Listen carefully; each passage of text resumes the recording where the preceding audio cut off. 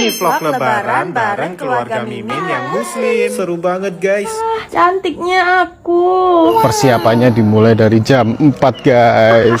Kita lagi ada di Pasar Karangploso. Nah ini pasarnya sepi banget guys karena udah pada libur. Untung kemarin sore udah nyicil belanja. Pulang dari pasar langsung tancap gas kita masak. Jadi ceritanya Mimin cowok tuh mau masak ketupat sayur guys. Ada opor dan juga lontong sayur. Ini tuh makanan wajib buat Mimin cowok kalau lagi Idul Fitri. Nah sekitar jam 5-an Mimin ganti baju syar'i.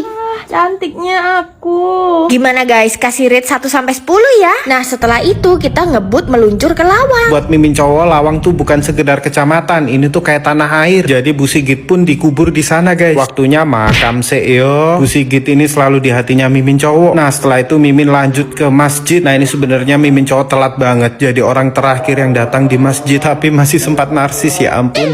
Nah setelah semuanya udah kelar, waktunya kita open house. Ini Phantom juga Mimin pakein baju koko biar nggak telanjang. Nah ini kebetulan dia lagi nurut guys, biasanya ngeberontak. Open house dimulai. Ini rendangnya Mimin cowok tinggal pas sholat id, tiba-tiba airnya udah habis. Tara, semua masakan udah mateng loh. Ini ketupat opornya tuh pakai ayam kampung ya guys. Mimin cowok kalau masak tuh bener-bener yang perfeksionis gitu. Kalian lihat kuah opornya dan rendangnya ini yang kering, hitam, gak ada airnya. Jadi wajar aja ya guys kalau Mimin cowok ngeret masakan 2/10 karena dia juga jago masak. Ini ketupat sayur opornya seenak itu. Ayam kampungnya juga empuk banget soalnya dia tuh direbus 3 jam tanpa presto. Ya ampun, ini tuh enak banget. Pasti kalian ngira kalau Mimin cowok tuh NPD, masak-masak sendiri, dipuji-puji sendiri. Tapi ini tuh emang seenak itu guys. Kalian coba ke rumah deh kalau nggak percaya. Akhir kata, minal aidin wal faizin.